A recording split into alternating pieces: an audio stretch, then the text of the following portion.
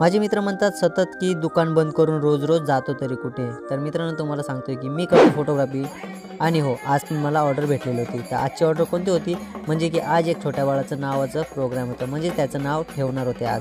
तर ह्याची ऑर्डर मला भेटलेली होती. ऑर्डर करता करता ते भजन ऐकता ऐकता मला कधी संध्याकाळ होते कळालेच नाही.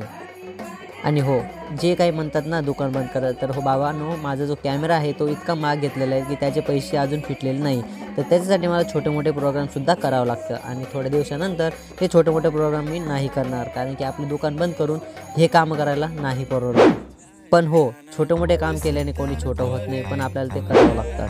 आणि मग ते काम झाल्यानंतर मी आणि माझे मित्र आम्ही निघालो होतो मार्केटकडे. मार्केटकडे काम असं होतं की आज आपल्याला अल्बम पण टाकायचे होते आणि 2-3 अल्बम घ्यायचे होते.